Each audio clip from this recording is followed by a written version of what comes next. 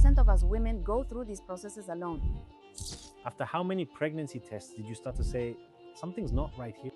Reproductively, I'm about 46 years old. If I'd become a mom with the first round of IVF 4 years ago, I probably wouldn't be married now. We're not clients, we're patients. They tell you to set the limit, but I can't. This is my life plan.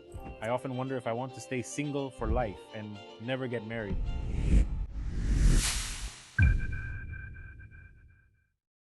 Welcome to another episode of your podcast, Conquer Your World. I'm Johnny Abraham, and like every week, I'm happy to have a guest today who is going to help us continue in this process of self-discovery. But this time, we're not only going to do it emotionally, but also physically and biologically. What do I mean by that? You'll understand in a little while. Guadalupe Hernandez, welcome. How are you? Thank you, Johnny. I'm very well. I'm very happy to be here with you. Ooh, always grateful that these topics are being opened up because for many of us, they're still taboo. So, thank you. Well, thank you for your time and thank you for opening up because I know this is something sensitive and vulnerable for you. And well, it's going to be beautiful to share this with you. Thank you. First of all, let's give a little bit of context about who Guadalupe is, right? Tell me a little about yourself. How old are you? Are you married and where are you from? Well, I'm Guadalupe Hernandez. I'm a graphic designer. I'm 41 years old. I live in Mexico City. I've been married for 2 years. I'm a yogi by conviction and, well, a designer by profession. Well, since I started trying to get pregnant 4 years ago, the purpose of my life started to change a little because of the lack of information, okay? Because there are so few spaces for women to experience support through the different stages we go through. And that's where we're headed. Earlier, you were telling me, and before inviting you, we had already researched your story that, well, like many Mexican and Latina women, and like many women in general, you felt strongly about building a family and having children. But life had other plans, right? How did you experience that? That's true. Well, I think a problem that happens to all women is that we are very disconnected from our bodies. I mean, everything they tell you is bad, it's gross, it's scary, from menstruation, puberty, having children, and so on. So, in this disconnection from our bodies, the day you decide you want to be a mom, well, I wish it was as easy as crossing a date off the calendar and saying, well, in December, I won't go on this trip because I'll be pregnant and this will happen, right? And then life. Well, it does have other plans. And you start to get to know your body. You start to see what happens. You start to go a little deeper, right? Not just in terms of the uterus or ovaries, but fertility as a whole. And well, and that's when I discovered that I had premature ovarian failure. I mean, it's like being in before, it was called early menopause, but now it's known to be an issue with a hormone that you no longer secrete enough of. So you go into menopause early, and I just wasn't ovulating enough anymore to have a child in the romantic way I had dreamed of. So let me see if I understand correctly. You went through menopause early. I mean, reproductively, I'm like 46 years old. Just so you know,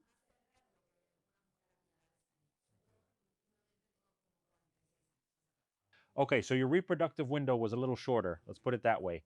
exactly. And you find that out with a blood test called the anti-Mullerian hormone test. Anti-Mullerian. That test, which is my struggle with gynecologists today, because that's where everything breaks down. I mean, look, it's basic information for women between 20 and 30 years old to know where your biological clock stands.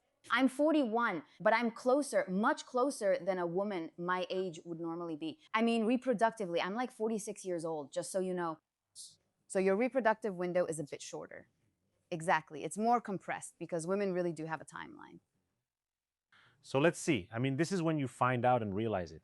And that's when you start to, like you said, look deeper into your body. But what happens before discovering all this and this terminology and everything else? What is Guadalupe's daily life like?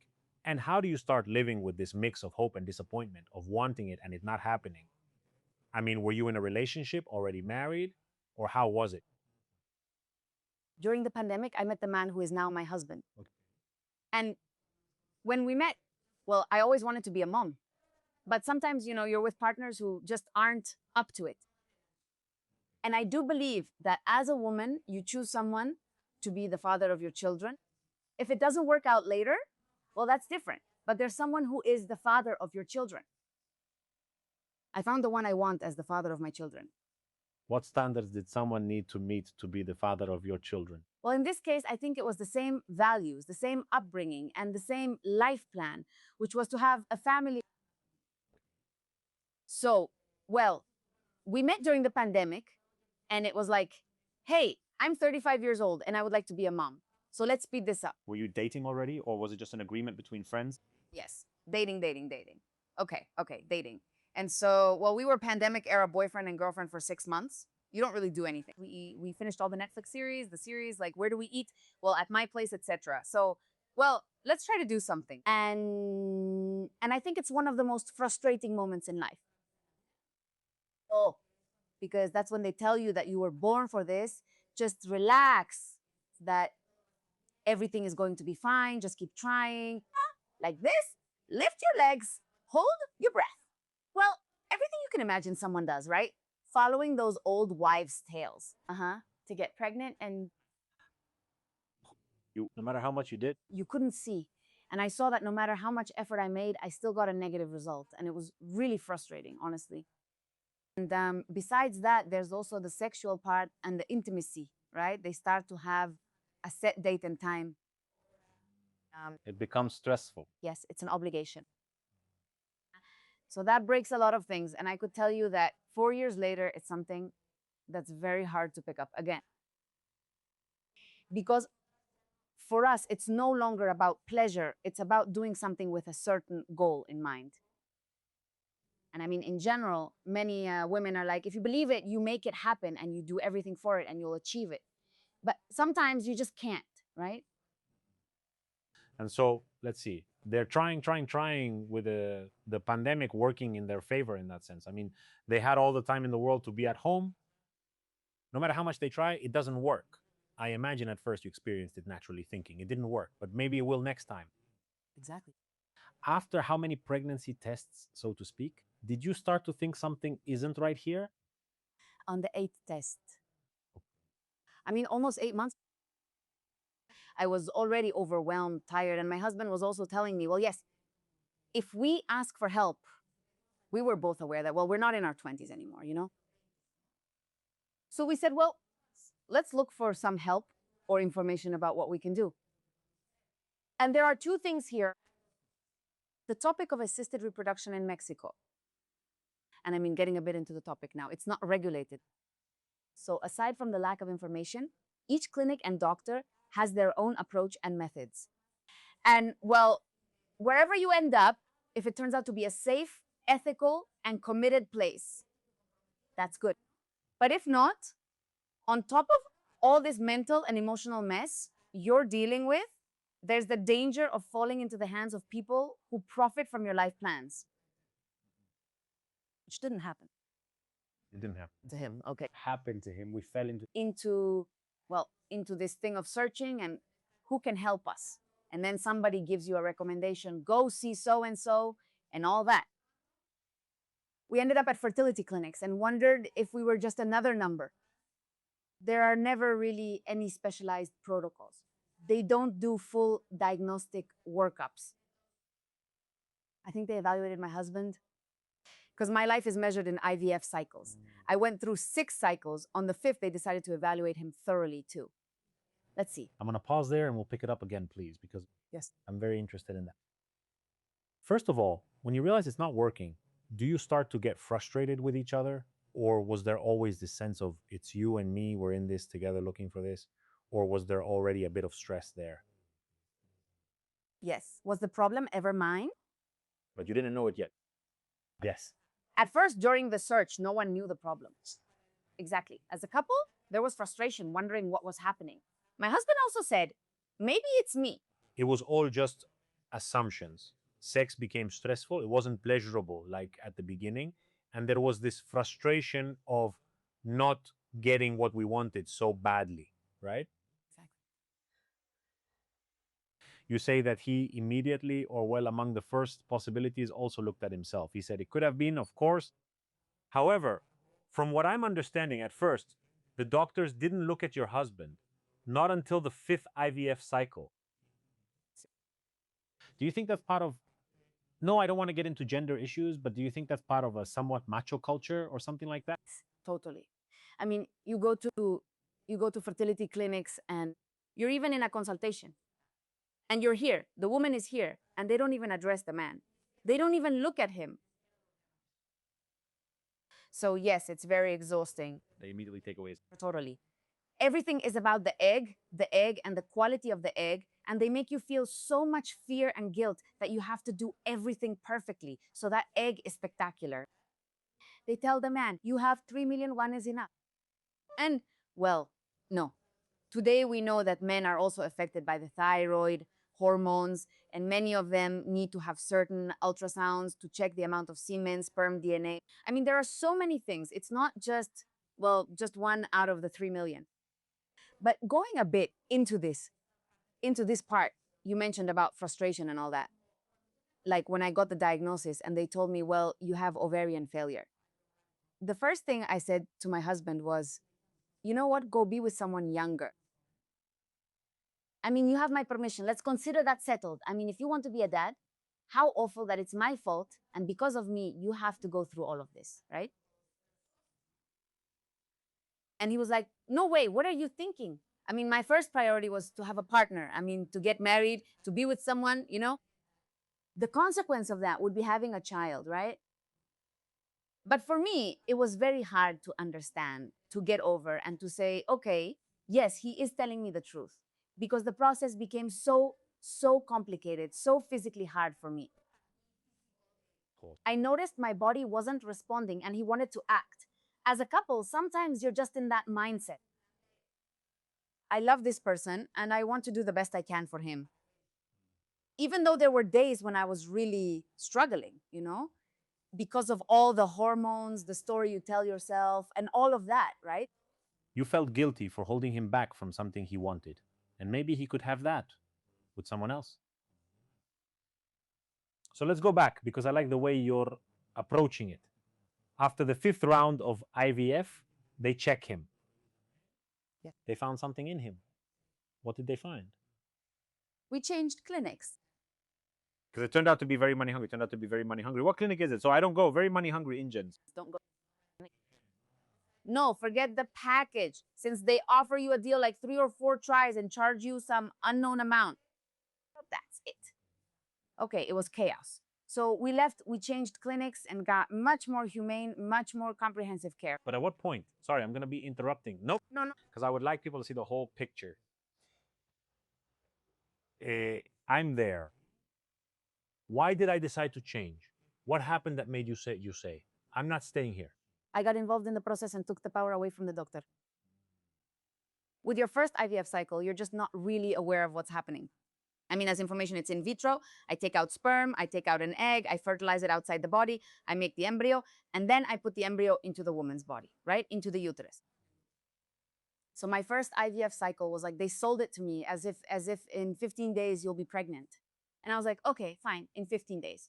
The 15 days went by, I got a negative result, and the doctor would tell me, you're perfect, it's fine. And I was like, hey, should I take a supplement? No, there's nothing to do. And then I said, no, I don't feel at ease.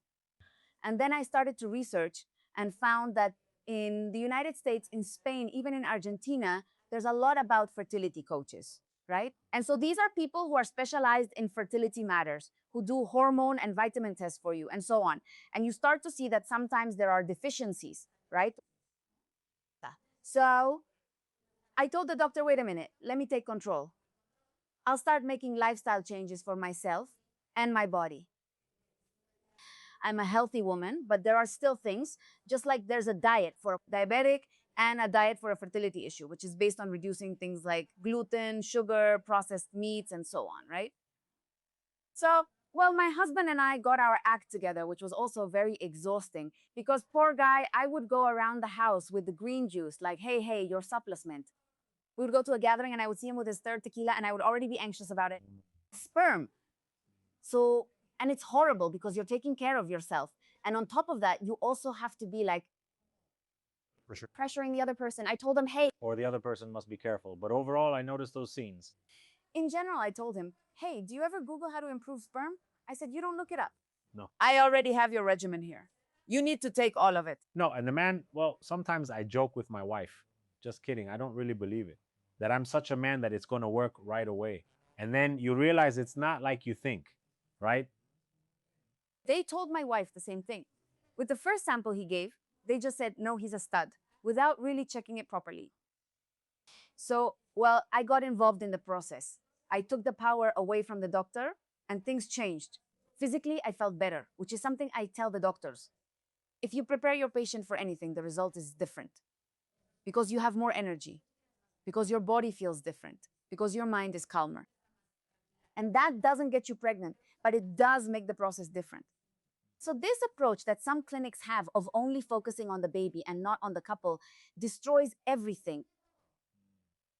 Because if you go to a fertility clinic and you have 10 appointments a month, and out of those 10, you arrive crying 7 times, I always tell them, send them back home.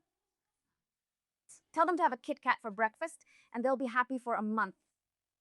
But it's this fear. And also, we as patients, I totally understand because you have this anxiety about time. Like, I'm going to run out of eggs or something else is going to happen. And you want everything to be fast, right? But well, I think something this journey teaches us is to learn from the process, right? And to get to know your body. So when I tell this doctor, no, wait, I make these changes, I do a little better with the next IVF, but physically, obviously, we didn't get the result. And in the last attempt I make with them, the process was already going wrong. They were overstimulating me. I felt really bad, and I was no longer comfortable with the doctor. You would go to the appointments, and there was always someone else there too. And that's also very uncomfortable. These are very invasive procedures for women.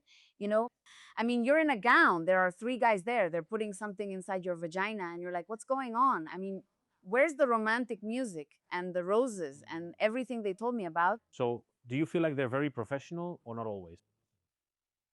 In my case, yes, they were, but not always. Not always. And recently, just now for now that it was International Women's Day, they held a conference at the MMRA, which is the Mexican Association of Assisted Reproduction. They invited me to speak a little from the patient's point of view, and a study was conducted. There are many women, I couldn't say exactly what percentage, but quite a few who have infertility due to an issue of sexual abuse. So for many of us women who go to the clinics, it's like reliving the trauma of being there with our legs open and 5 guys who are going to get you pregnant. So many times there isn't the care, the process, or the approach with the patient to know a little more about them, right? You arrive, your period starts, and it's like, you're ready, let's go to the slaughterhouse. There are also many other factors, right? Of course. You see, as far as I understand, they see it as a simple formula. They don't engage with the human side, like you said, since there's no human aspect. Maybe there are some who do, right? Doctors who do, but it's already like clients, numbers. Let's go to.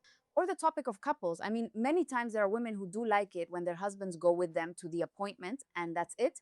And the same doctors start to notice that the men stop going to the appointments, that the women come alone.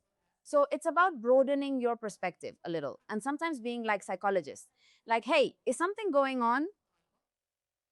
Or what I see today is that 70% of women end up going through these processes alone. I mean, they jump ship because the pressure is overwhelming, because the hormonal load is tremendous, because the cost, I mean, no one can afford it.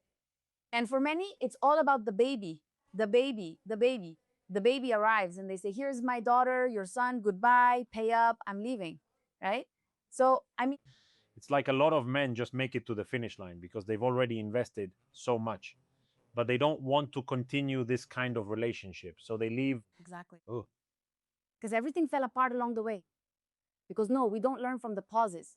Because the same fertility industry doesn't help you take care of your mental health during this process. When you already have to ask for help to conceive, that's already really hard for us, isn't it? yes. Go and ask. And then now ask someone for help so that you can get through this in a better way. When you think you can handle everything and you can't. And it's very hard. It's something that in general, what I see is that it's very hard for us women to ask for help. And I could tell you that it's almost impossible to go through these processes on your own.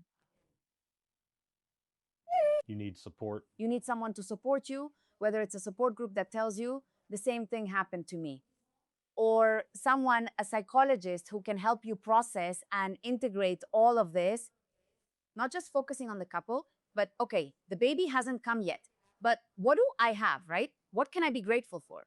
And it's a bit, I mean, getting almost to where I am today.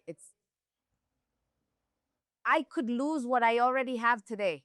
I mean, my husband, my stability, my home, my peace for something that hasn't arrived yet. That, like a girl recently told me, hey, but what if my child turns out to be a violent drug addict or something like that? You have to take the risk. I mean, a lot of effort for a child who doesn't know. A lot of effort. Well, there I would call out that friend and anyone who thinks the same, because the one who raises the children is you. Exactly. They don't just turn out that way. You're the one who raises and takes care of them. So reinforce it. And yes, you did everything. Yes. And you know what, Guadalupe? If you make all that effort to have them, you better make 28,000 times more effort to take care of them. Yes. And to raise them. No, and they are babies who are very much wanted and planned for. And I think they don't take you by surprise anymore, even at our age. I mean, there are always pros and cons to having children at 40, right? Both physical and mental, emotional, and so on. But there are also other benefits, right? You've already done a lot of things. You're prepared to make a home. I understand that you don't always have everything checked off, but within reason, you're in a better position to start a family. Going back to the topic, they checked my husband, they checked me, and it didn't go so well for us. At what point did you say my life is measured in IVF cycles? After how many IVF attempts do you realize that this just isn't going to happen? And why doesn't it happen? Let's see. They checked my husband on the 5th attempt, and my husband had something called teratozospermia, which means the mobility and volume are low. And that was due to hypothyroidism. So they fixed his thyroid, they're monitoring his hormones, and it takes almost 6 or 7 months for him to get better. And they tell us, look, there's a green light. But because of all the effort and everything she had already gone through, since she was already physically, mentally, emotionally, and financially exhausted, they told me there's an option to use donor eggs. Egg donation. Egg donation. So it's not really a donation because you pay for it, but a younger woman donates her eggs. They are fertilized with your husband's sperm, and then they are implanted in you. I mean, for me, this is just like a fairy godmother helping me with something I can no longer do myself. It's not your DNA. It's not my DNA. Okay. That already starts to become a kind of genetic grief. Uh-huh. It's genetic grief. You have, I mean, look, I started working on it the same way, right? Because it's like, they're not going to look like me or I don't know what. And then you realize, well, you don't really want a mini me either. No, okay. In the end, whatever life decides, it's this desire you have to start a family and to carry a child and for something good from you to be passed on to that person, right? So we started that process to see what it was all about. And that was exactly the reason why I got married. Well, I'd like to say it was for love too, but we were going to be in Monterrey. And in Monterrey, they're a bit much. They said we had to be married or have a notarized letter. I replied, I'll get married. We were already planning to. Anyway. Just to clarify here, all of this happened while we were dating. Yes. You hadn't gotten married yet. I mean, that brings up 800,000 questions for me. And we could have another episode about how to feel secure with the person you're with, even without marriage. But we hadn't made the Excel sheet yet. All right. Now, why did you decide? I mean, just so we can see it. Why do you decide to go through all, and him too? Why does he decide to go through all this? If I mean, they still weren't like, I understand that marriage isn't just a piece of paper, not even a ring. That's clear to me. It's totally emotional and a commitment that's maintained day by day. But how did you guys say we're going to go through all of this if there's not this whole foundation that gives us that security, right? Did you already feel that security or what was going on?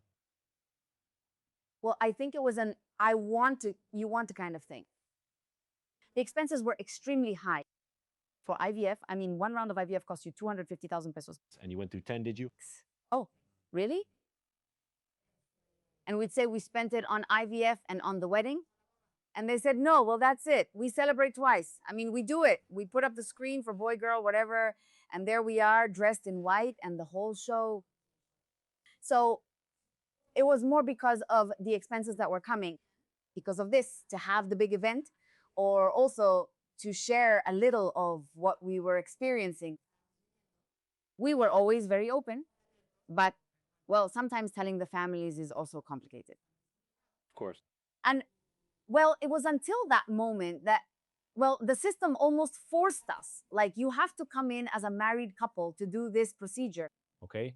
If you're not legally married, you can't have this procedure. Exactly. Understandable on one hand because, well, the child needs certain, yes, foundations, right? Legal wants to function in society. But on the other hand, well, I don't know what you'll say, but it's a bit outdated, isn't it?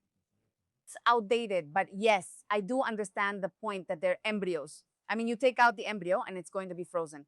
And suddenly, well, yeah, what if this guy doesn't show up, or where is he? Sign a lot of things at the clinics, right? I mean, about the embryo, like, what if you die? What if you get divorced? Where do you want to donate it? What if you don't want to do it anymore? So I think it is outdated, but in some way, it does give a certain formality to the process. And I mean, it's not good or bad. That's just how they presented it to us. And we said, well, let's get married. Was the wedding like you always dreamed as a child? No, it was a quick civil ceremony at my parents' house, just like, okay, we signed, that's it, and we sent it to Monterrey. Okay. But just a week before I signed, I mean, before we got married, a girl from the support group, I'll tell you more about the support group later. But anyway, a girl from there told me, hey, I just opened the lab and I want to give you this test as a gift.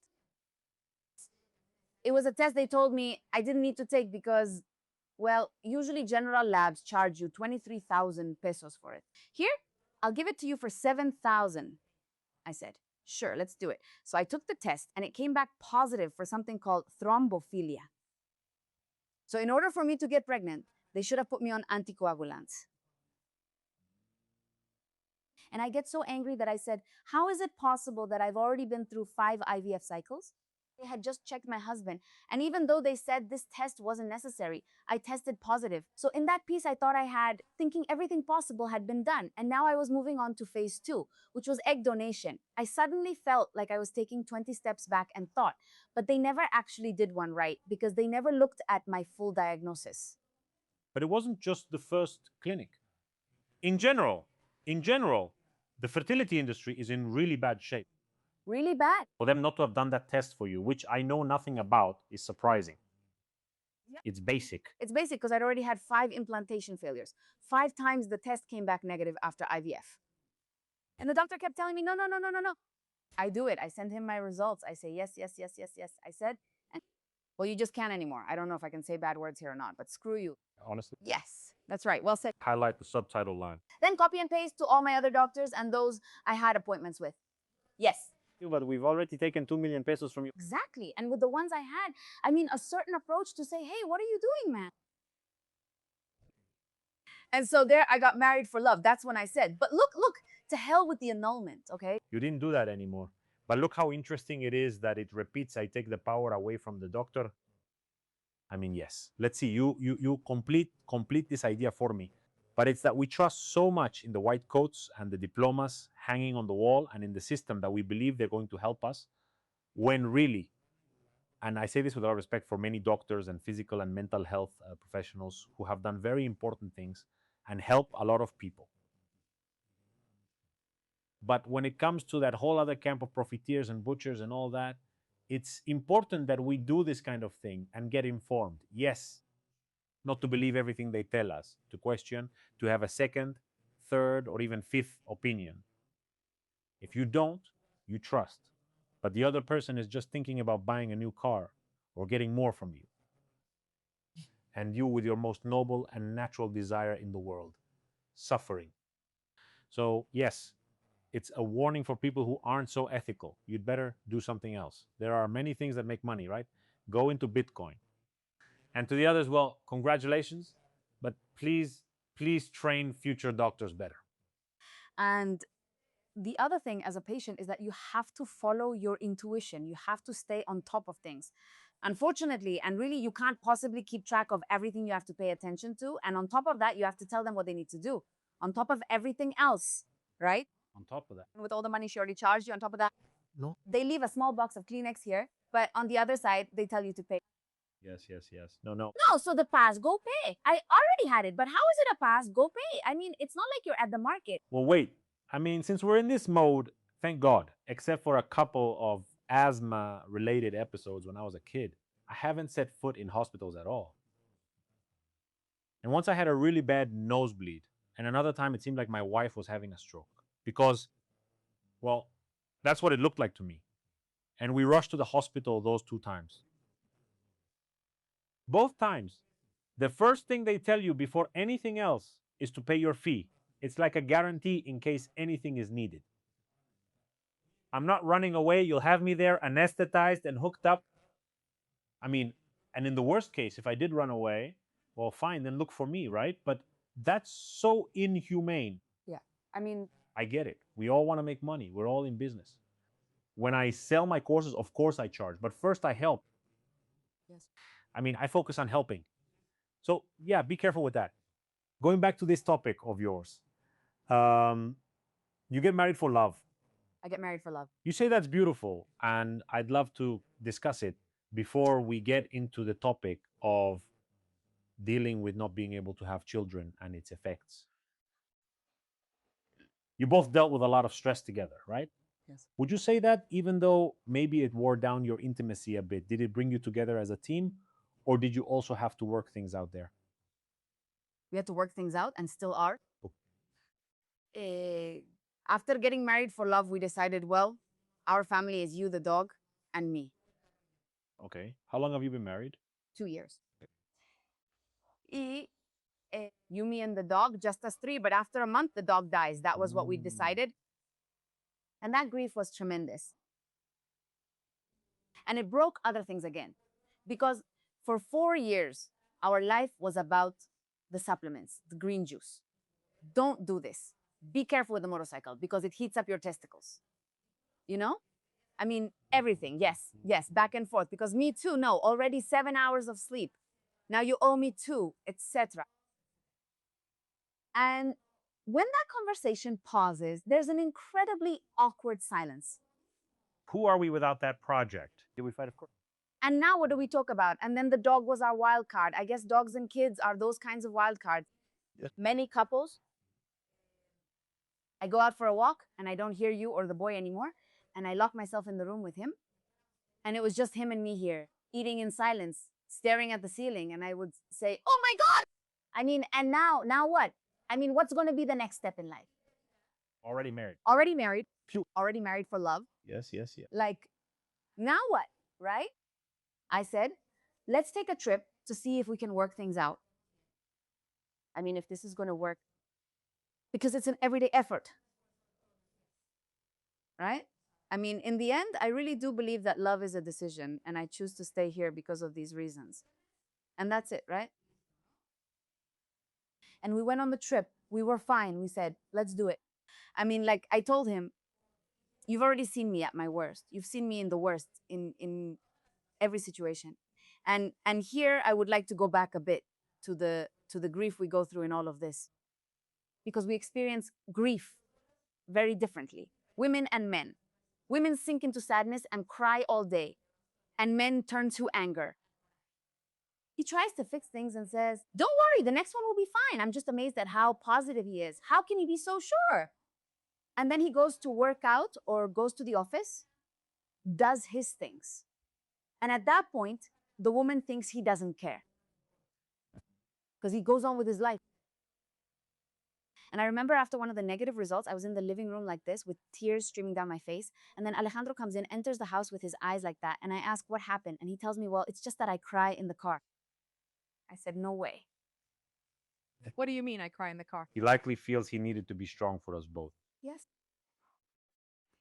Actually, this is discussed in a recent movie called Hamnet about Shakespeare's children. Yes. And not Hamlet, Hamnet. Hamnet. And it talks about this, how she would think that he didn't care Yes. When he simply cried alone, he wrote an entire play about it to honor his son, and he experienced it differently. So it's nice that you bring it up because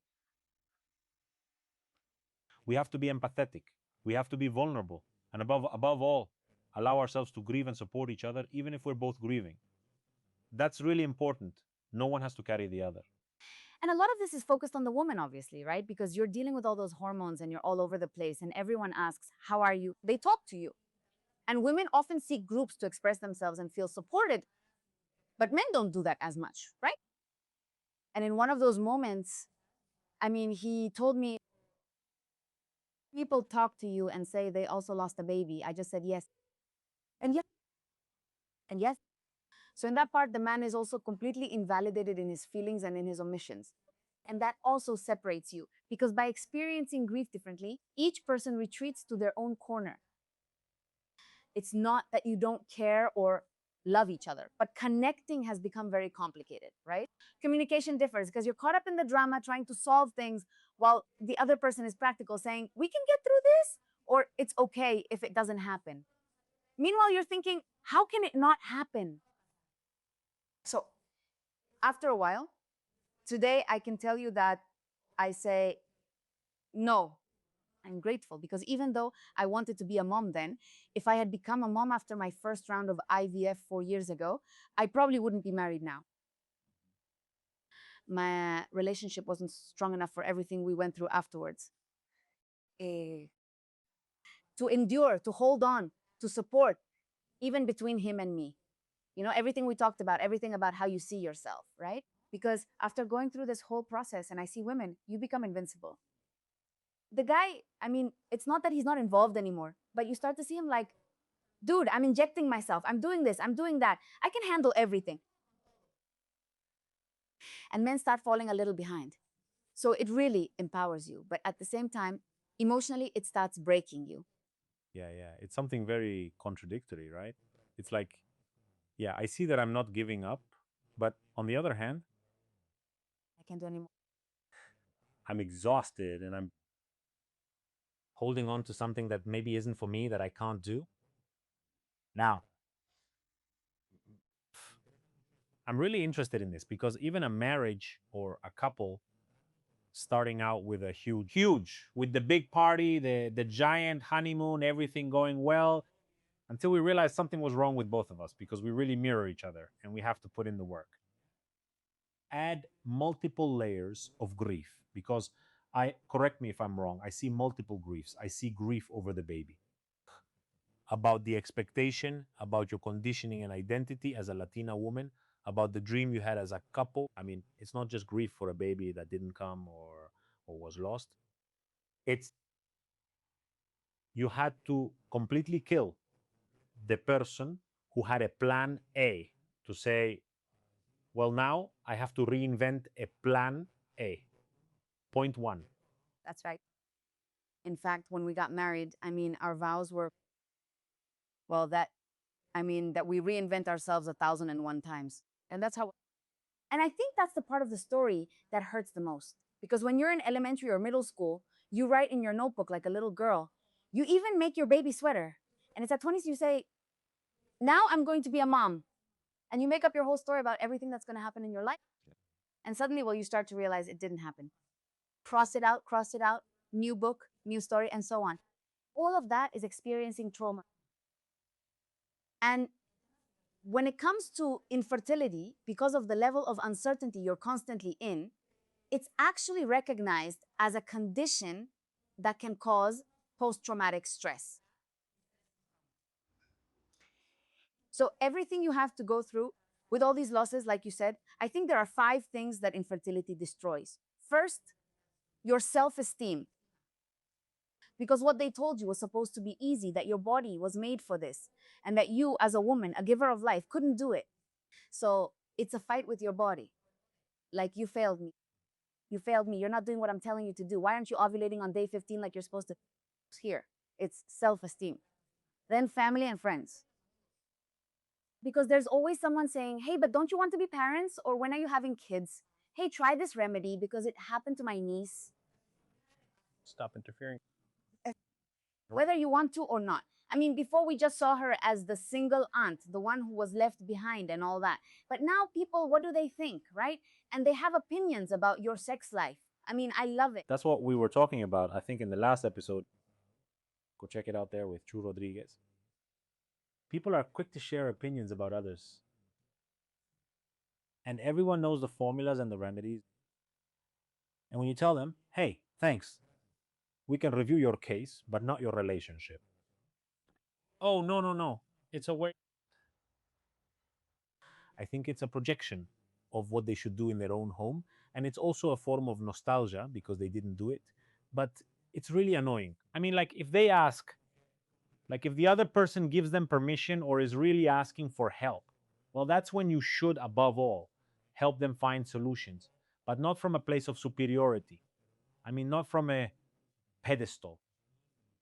Well, you don't give unsolicited advice, right? Also, and sometimes we all want to do it out of love. Yes, no doubt. I mean, sometimes you don't want to put yourself on a pedestal, but well, man, everyone is different. Every life has its own formula. I'll tell you about all that. I mean, there were always terrible comments, right? But there was one time when a friend of Alex, my husband, we were eating after a negative result, feeling destroyed. And he came over and he knew we were going through this. And he had a problem. One of his kids was sick and all. But anyway, he came over and said, hey, how's it going? And Alex told him, well, it didn't work. The only thing this guy said was, you're closer now. I don't know whether it's the edge or another baby, but you're closer either way, period. I asked, do you even answer that? I mean, it's not like, go see my doctor. Do this. Hey, Yaisis, what do you think I haven't done in 6 years or 4 years trying to have a baby? Yes. It's appreciated when it comes from love. Yes. But man, the stress that the person going through the storm is experiencing, a lot of times what they need is fewer pieces of advice and just that, just more compassion. Stay, listen. So, well, family, friends, you get out of sync because your lifelong friend is already at the baptism, at the first communion. Yes. Then, yeah, they don't invite you anymore. Oh, because poor thing. So you say, okay, you stop taking part. Or these things like baby showers, which for many of us cause anxiety, but not because of bad feelings, not because of the mom or the baby, but because you think, when is it going to be my turn? When am I going to be the one there? Right? And the other thing is the financial part, which gets destroyed because you're asking for loans from the bank, selling cars, trying to figure out where to get the money from. There's no wallet that can handle it. And well, like we said at the beginning, the issue of fertility in this industry has no limit. I mean, they tell you, you set the limit. Me, no, I can't set the limit because this is what I want for my life, because I'm going to go as far as it takes. If they don't help by saying, hey, we're at a point where maybe medical help could be a risk, then let's look for alternatives. Of course. You, for example, to people who might be going through the same thing, I sometimes talk about it with Karen, my wife, and we think everything is going well. Why? She's already gone through this part getting checked out, which I'd like you to discuss now. Well, it seems like everything is fine. There are always things, right, that you have to keep an eye on the exact day, whether it's polycystic ovary syndrome or I don't know what else. I'm not going to talk like I know. I just told her, look, love. And she's also very much in agreement with this. I told her, look, I think we both want this. I've been thinking about it for different reasons. Age makes you aware of a lot. And sometimes it's better to just go with the flow. Sometimes ignorance really is bliss. I told her the only thing I ask, and it's up to you, is that it shouldn't cause stress. If it happens, that's awesome. If we see that it's not happening and there's another option, that's awesome too. But if we see that it's not going to happen, ¿por qué? Because if not, then it turns into everything you're telling me is goodbye, relationship, goodbye. Well, all this stuff you're building just to get into debt with some unethical guys called doctors. Them just to be clear, don't come for me. Because you set the limit. And as you say yourself, what limit, man? If it's my greatest desire, I'm programmed. That's my nature to reproduce, and I'm not achieving it. Also because of many industries that often affect us too. So, of course, I should have taken better care of myself, but nobody educated me. I could have learned about coagulation earlier, but no one told me. Entonces, so yes, it's really important to tell people, like, how much is enough? What would you say after having gone through that? I think that, well, the point where you say it's over is when you stop seeing what you already have. When you stop being grateful for what already is and all your focus is somewhere else, that's a red flag. that you already live in a state of Exactly. But I do think that before starting this, there should be a space as a couple to say, what do you feel guilty about? I mean, what guilty feelings do you have, right? There are no faults because everyone here, we're all in the same boat, but you feel them. So express it. What are your fears and what are the boundaries as a couple? First, I mean, let's see, we have this much budget. How far are we going to go? If it doesn't happen, is that okay with you? And no, exactly. That's what I meant exactly. Because if not, it's always there. You'll always be bringing it up. I see it now since it's been, well, about a year since we kind of let this go. But we're in couples therapy because I said, I mean, Alex, I need us to reconnect and get our communication back to where it was before. Of course, You're still paying the price. yes, yes. I mean, why don't we do this, this, this, and this anymore? So we're going back to that place. And the first 4 sessions, I cried uncontrollably. I mean, I couldn't talk, me. And I said, I thought I had already worked through my grief, which was not becoming a mother.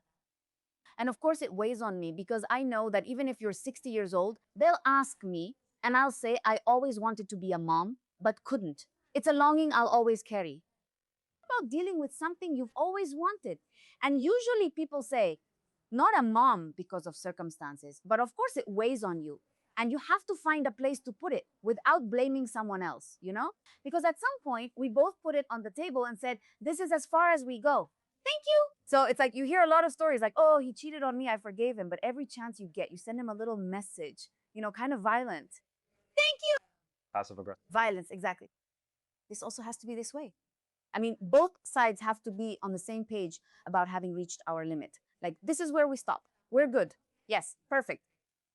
And then based on that guideline, you start to rebuild and reinvent and then make a list of things you want to do, where the first thing is no longer getting money for the in vitro, buy the supplements and go to the checkup. No, now it's, I want to go to some concert, or let's take the dog out for a walk once a week. I mean, you start making your list differently. And I think that's something we're not taught. When we start this journey, it's not that the baby or the treatment adapts to your life, but rather we pour everything into it. It's the other way around.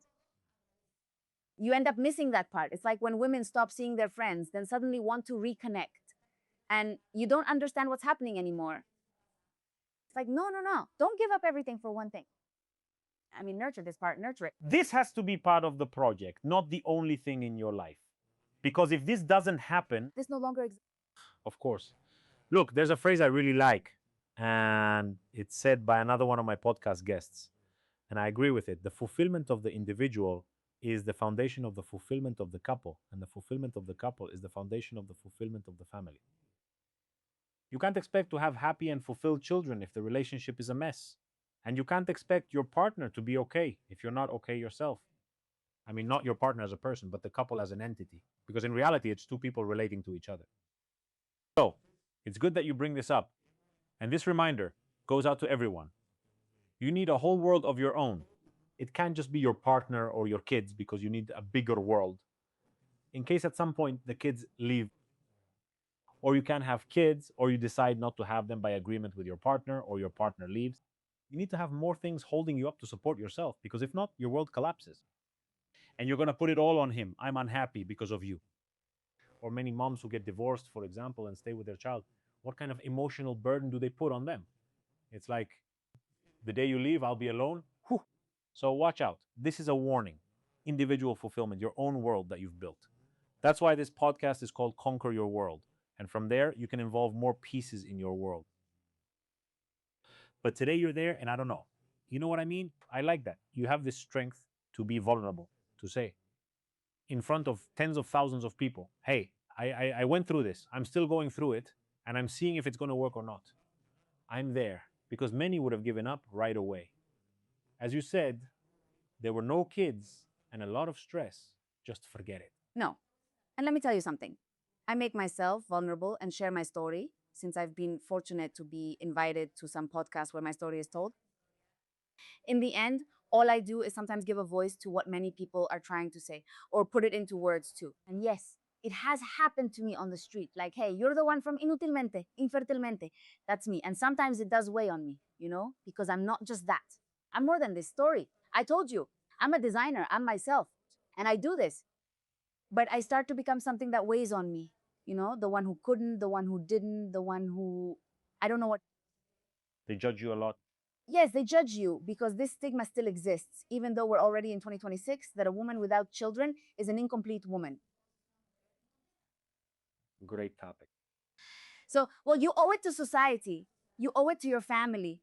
You owe it to the friends who had this expectation of what's going to happen. Oh, it's going to turn out so beautiful. Well, right? And what do you tell yourself today? I mean, because I see that today, maybe like your friend would say, you're closer. We don't know to what. Hopefully, to the most beautiful thing you can experience.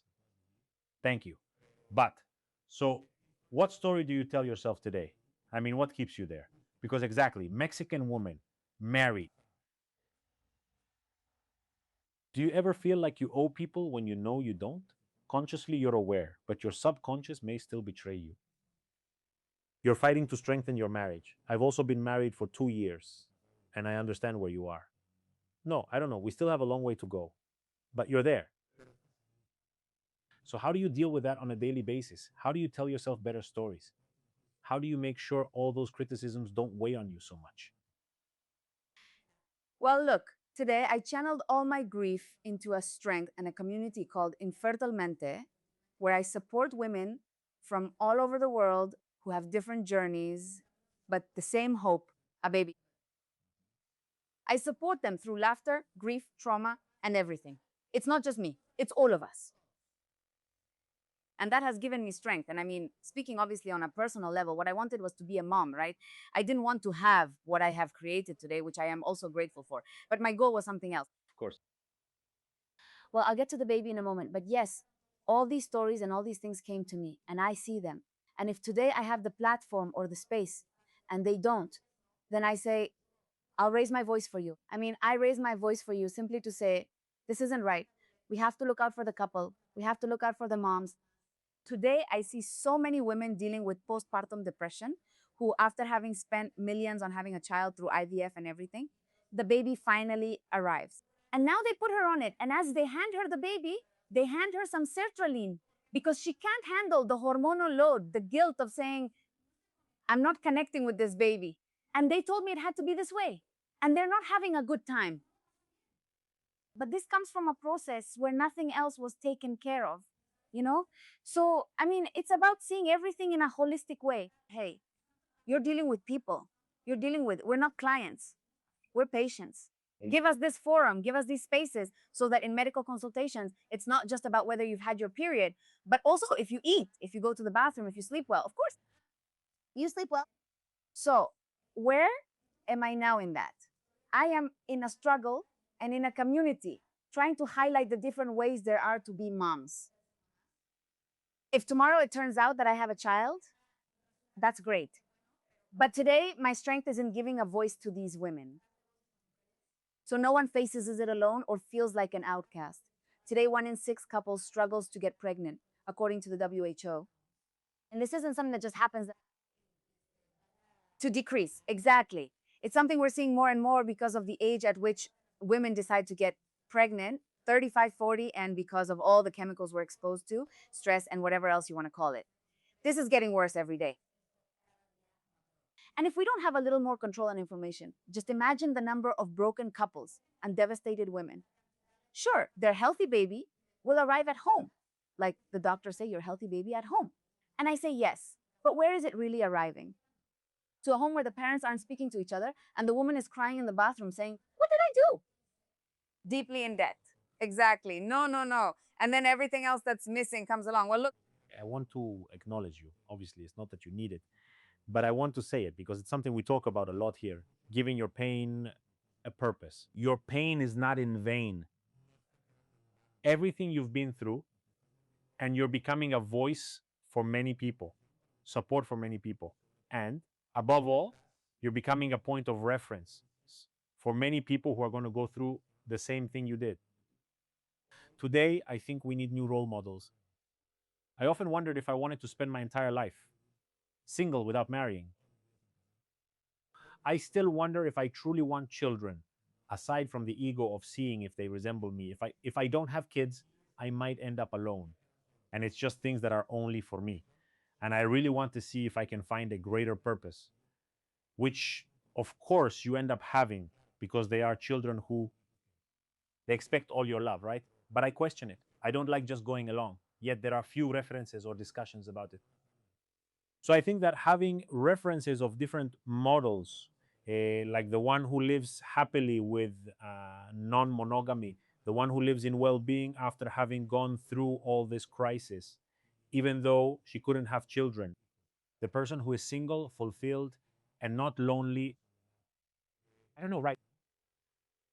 I think that God gives his the toughest battles to his strongest warriors, and I don't think it was a coincidence. I mean, I don't want to touch on anything disrespectfully here, but I wanted to tell you that I think this came into your life for a reason. And like you said, I don't know if the child will come later or not, but this came into your life for a reason. And I think that reason is so that many other people could hear this. Yeah, because it's a battle that's fought very much alone, like you fought it. So I believe you.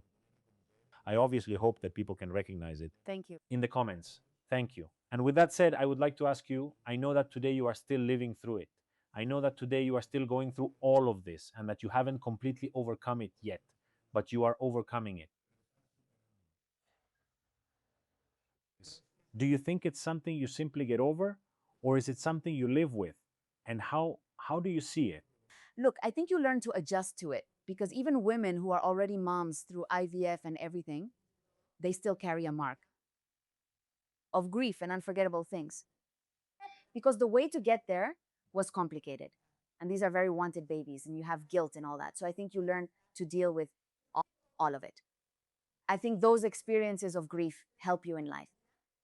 Because today, thanks to these experiences of grief, I learned to set many more boundaries in my life and socially as well. Now, I don't have to go somewhere I don't want to go because before I used to force myself a lot. And when you're dealing with this rush of hormones and you want to cry all day long and your mind and body just can't handle it, you start to say, but I can't, right? I mean, why do I have to go if I can't, right? So you learn about boundaries, you learn about your body. Something you mentioned about information and empowering yourself a bit is that we have time to check ourselves. Don't leave everything for the last minute, whether you want to or not, or just in case something happens. For comprehensive reproductive health, since we have poor reproductive and sexual health and learn everything at school. At 12, they just tell you you'll get your period and should use a pad. And the other kids on the other side are laughing at you and drawing something there. Haha, that's it, it's over. Right? No, get involved. I tell my husband, and I mean, it's funny, but when we were trying naturally, like it was day 22 of the cycle, and he'd say, today it works. And I'd be like, no, dude, today is just for pleasure. Remember this.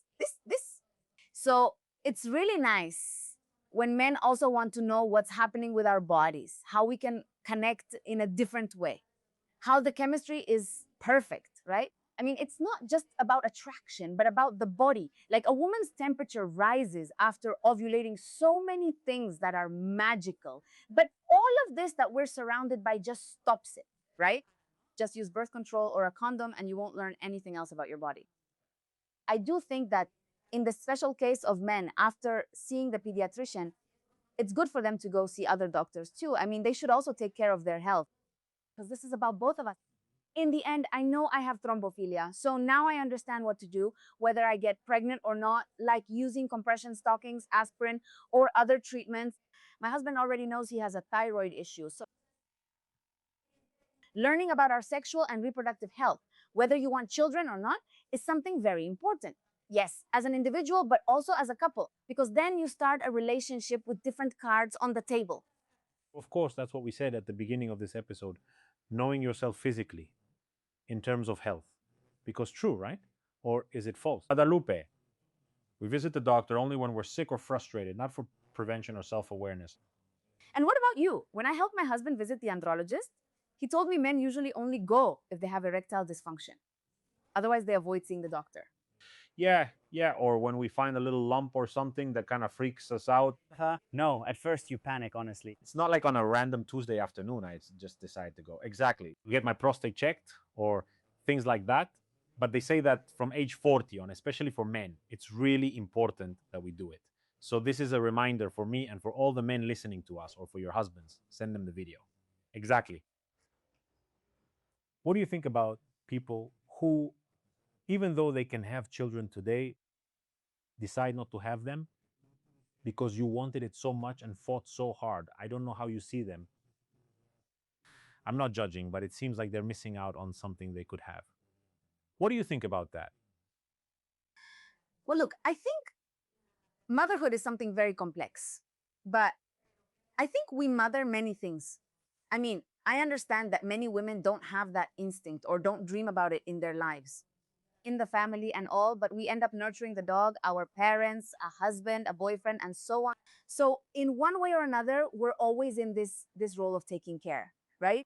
And I always carry this image of the woman as the vessel and all that. So here, right, let it fall. But motherhood takes many different forms today. And so does the definition of family. So I really respect those who say they don't want to. I would recommend that before saying you don't want to. See if you can, but well, if you don't want to, that's awesome. Yes, I think on this side where your struggle is and where the no way, what do you mean you don't want to is I couldn't if there's a not resentment, but there is a little bit of a weird feeling like when you see someone on the street, right? A lady who's selling gum with 5 kids and a 2-liter soda. And just this weekend, we were on Reforma. And my husband says to me, "Do you think that girl has her thyroid under control?" And I was like, "No, definitely not." Right? So it's all those things that no one really explains to us. Of course, it's like, why you and not me? That's how it happened. But in the end, we all have a purpose and a mission. And well, I don't think anyone comes here by accident, right? So we just have to face what we have to. And if they decide not to, well, they'll also have their social, moral, and physical responsibility with whatever they decide about motherhood, which becomes a whole project, right? Whatever it is, of course, question yourselves, ask yourselves if it's really something you want or if you're just going on autopilot. And if you do it, then take care of your kids. Because today, how many friends without exposing anyone? But I have a lot. It's like, yeah, I have 3 kids. And where are they? The driver takes them, the nanny takes care of them, they're in daycare. Damn, I can't wait for them to go back to school. I mean, I get that. You want your space. I get that. It's very demanding. I'm not a dad. I don't mean to say, but you had them for a reason. So why do you have them? If you don't have them, will you spend your life blaming yourself just because your partner didn't want them? You should question that as well. It's a project. This word has come up a lot today. Do you want to build and take care of that project? And are you going to have the right partner or not? That right partner. If today, in the middle of all this, I wish you and Alex the most beautiful love in the world, right? If today, for some reason, it didn't work out, have you found more reasons within all this struggle besides the purpose you found with this foundation? What do you call it? Foundation? A community called Infertilmente, to live with joy and purpose beyond the traditional family, beyond children. I mean, yes, if life told you it's you, forget about everything else, what would get you out of the house? Let's see. Yes, yes, yes. I think today I'm in a better place. Today I'm more at peace with my process, with this stage of my life. Also, because well, now perimenopause and menopause, yes, which is also tough, seeing how your body changes, how your hormones mess with you. They play tricks on you, how all those things keep changing. They're small losses too. And other phases we also face alone. I think I'm in a better place now. I'm not at 100% since some things still trigger me. That motherhood and that seriously, I didn't achieve it. Like, oh, well, but my brother just got married a year ago. And I'm also excited that a nephew might come, you know? And so I say maybe it's wrong because you project your own stories, you know? I mean, it's not bad, but I feel like you begin sharing your love elsewhere too, not in a negative way. And that's a stage. Even though we've pointed it out, well, just to make sure we mention it, I think you're being very resilient by saying, well, I'm going to pour all that love into my own life, into my partner, into my nieces. That's called being resilient. It's reinventing yourself based on your circumstances. So I like hearing that because they're listening to a woman, someone who isn't acting like an expert on things I've already dealt with, but is actually experiencing the process. Many others are experiencing it too. For me, listening to you is beautiful. They are living it, they are adjusting to it. And I can tell you that many of the girls who share their stories, no one else knows about them except her and her husband and people in the group they don't know. But having these spaces where you can say, I'm here, this is happening to me. And yes, I'm going to be very honest with you. I mean, today I'm in a place because I dedicated myself. Thank God for medication. I was dealing with post traumatic stress. I cried. I mean, but yes, for the good things, for the bad things, I mean, I had a terrible time. And just like I was telling you at the beginning, it was really hard for me to ask for help because I kept saying, but I can do it. Everything's fine. I mean, I get home and everything, but then everything starts to come crashing down on you. I remember that day clearly. I was going for a checkup before starting treatment, but the doctor said no because I had a cyst or something. I was like, what? I mean, what's happening? And I left almost dragging myself out of the clinic, crying uncontrollably. I called a friend and I said, okay, now I'm ready. I mean, I need this. That's something that's also very important for me to say. Let's not wait until we reach the limit in any situations, right? Not with our partner, not financially, not emotionally. I reached a point where I just couldn't take it anymore. Exhausted, obviously. I just couldn't take it anymore. And then they helped me. You know, I started to move forward. You start to open the window and you say, oh, that's it. Like whether you're the witch or Snow White, and your whole perspective changes. I mean, being able to get help in these processes and in any situation. I mean, asking for help, there will always be something or someone, whether it's someone going through the same thing or a health professional who can say, look, you need a psychiatrist, a psychologist, therapy, or whatever it may be. Open ourselves up to that. Men and women, right? Because we go back to the same thing. If men don't have a space and aren't seen in these grieving processes, then it also builds up. No matter how much they exercise or how much time they spend shut away at work or crying in the car, well, gosh, it breaks us again. Because the day you want to talk and share, you're in one place and he's in another. Exactly. You have to go through the grieving process. We have to listen to our emotions. We need to ask for help when we can't do it alone. But preferably, look for references from people who have already worked with mental or physical health professionals and have really made progress. Going to just anyone and having anyone prescribe you medication or charging you for 6 or 8 IVF cycles is very complicated. So ask, take some time to ask, to question, to compare, and then make your decisions consciously. If you could go back to the pandemic or a little before the Guadalupe you are today, to say something to the Guadalupe from back then, what would you say to her? Don't give up, no matter what. Would you go through it all again? I would go through it again. It hurt me, it destroyed me. I don't appreciate it, but I learned so many things. If I hadn't been there, I would have never known where I stood physically, not even with Alejandro. I mean, it destroyed us, but it really helped us a lot. A lot. Do you think you're a more complete woman or wiser and stronger because of all that? Yes. Yes. I'm a more empathetic woman, you know? Because I feel like a lot of times we judge or have those opinions, or we've been that family that asks. At some point, we've asked another friend, hey, where are you? And I think this has helped me a lot to be more empathetic toward whatever situation each person is in.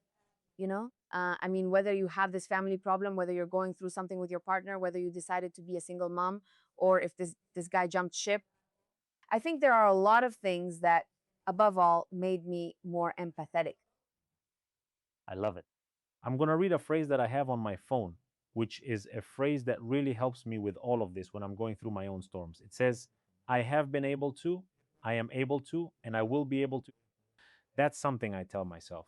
And I say, there's always a way forward. It's just a matter of not giving up and being able to see them beneath the stress and the chaotic stories we tell ourselves. So, what you're saying about empathy and not giving up, no, I would tell them not to give up. Well, we're telling you this. It's it's we're all going through something. Some are going through emotional issues due to infertility, others because of a divorce, others because of financial problems, but we're all dealing with something. Let's be kinder, let's be more empathetic. Let's remember that up until today, we've overcome 100% of the things we faced. That's why we're still here. That we've been able to, we are able to, and we will be able to. And the only thing that's not allowed, because everything else is allowed, is crying, asking for help, getting lost, feeling confused, going in circles. The only thing that's not allowed is to waste this one life you have to live, this one chance you have to live, and to give up. And many times making decisions that might not be the right ones, because there is love, there is light, there is a path. Paths open up if you just keep going a little further. Proof of that is her, Guadalupe, my guest. Proof of that is also me and many of those who have sat in this chair. So I hope this resonates with you and you don't give up.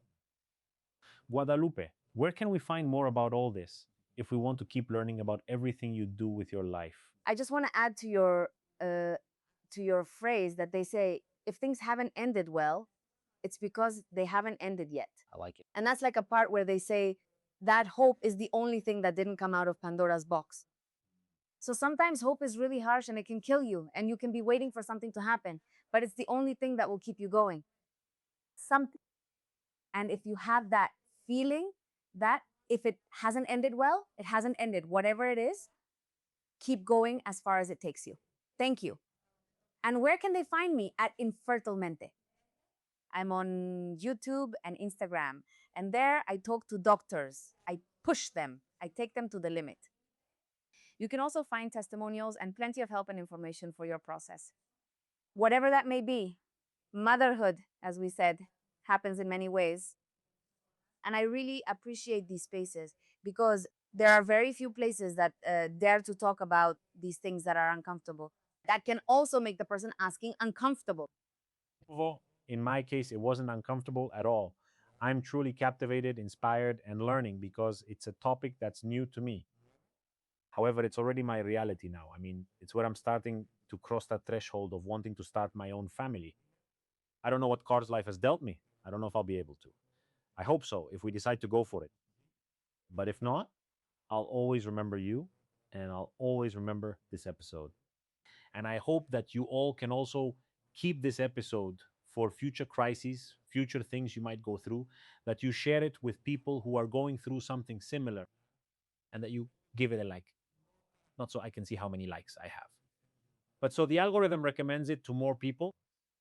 Remember that we also have a community called Conquista Tu Mundo, where we have courses and workshops. We have a whole course to go through grief and its 5 stages, and that's asking for help. And from the most important person in your life, yourself. Because sometimes that gesture of self love, of starting to work through all this, can take you to better places and even help many people, just like Guadalupe and I are doing today. Guadalupe, thank you so much. It was a conversation I really enjoyed, one that stays in my heart, and I hope all of you feel the same way. See you soon.